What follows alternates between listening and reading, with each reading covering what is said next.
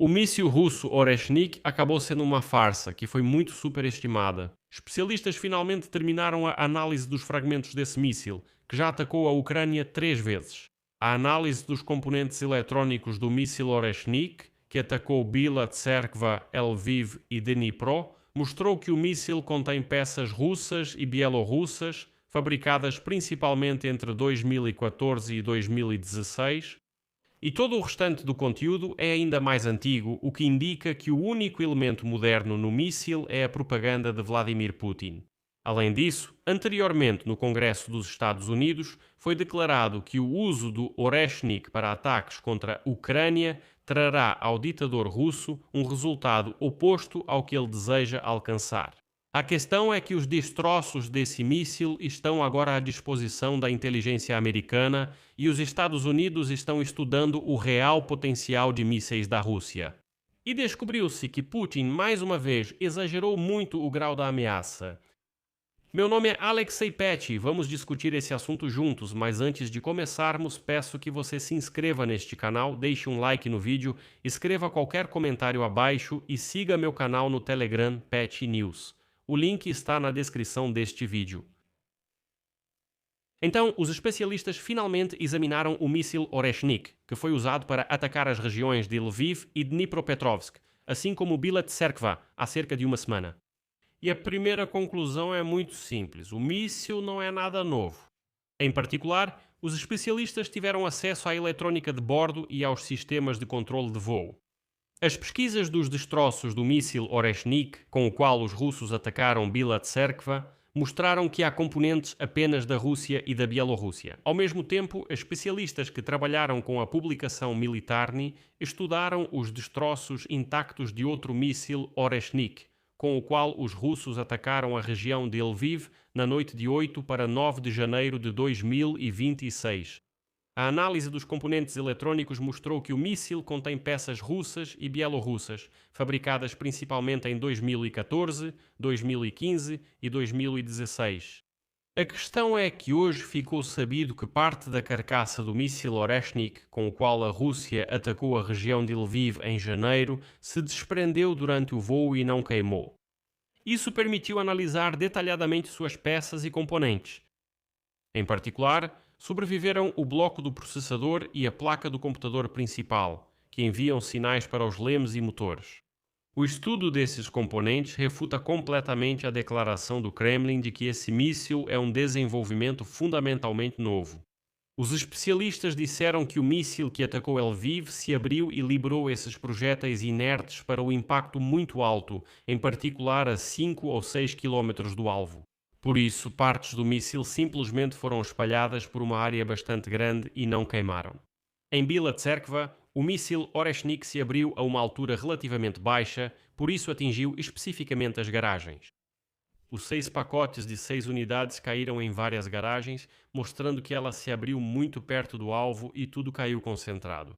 Ou seja, o míssil foi um pouco ajustado depois do lançamento contra a região de Lviv.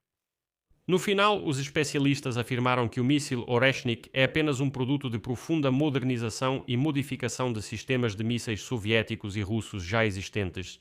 Foram feitas apenas algumas alterações tecnológicas no projeto, mas todas as placas de circuito impresso e microchips encontrados dentro do bloco do processador foram fabricados no período de 2014 a 2016.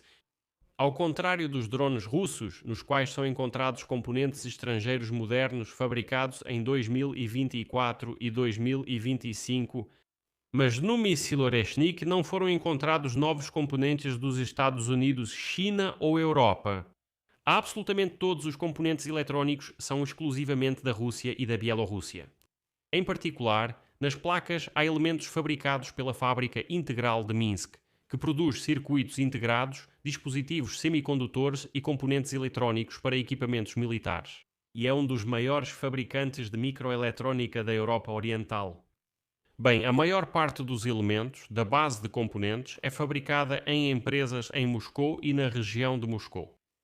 Como o míssil Oreshnik foi desenvolvido como portador de ogivas nucleares, ele tem baixa precisão de guiagem. Isso é típico para mísseis dessa classe. O míssil está equipado com uma ogiva separável que, antes de atingir o alvo, se divide em 6 blocos de guiagem independentes. Cada um deles contém mais 6 submunições, mas sem a carga nuclear, são apenas projéteis inertes de ferro fundido pesando 50 kg cada um. Por isso, no caso de uso do míssil na versão não nuclear, sua eficácia destrutiva é mínima. Simplesmente, em alta velocidade, esse projétil inerte de 50 kg atinge o solo, nada além disso. Especialistas têm certeza de que Oreshnik é uma modificação feita às pressas do projeto soviético do míssil balístico intercontinental RS-26 Rubege. Ambos os produtos são semelhantes em suas características de massa e dimensões, e são destinados ao transporte de ogivas separáveis. O desenvolvimento do Rubege já estava sendo realizado na Rússia moderna. Em particular, testes ativos ocorreram no período de 2011 a 2015.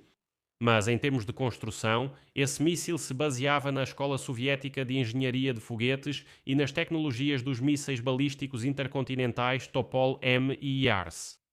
E aqui eu vou explicar porque Oreshnik, como eu disse, é um míssil criado às pressas para intimidação.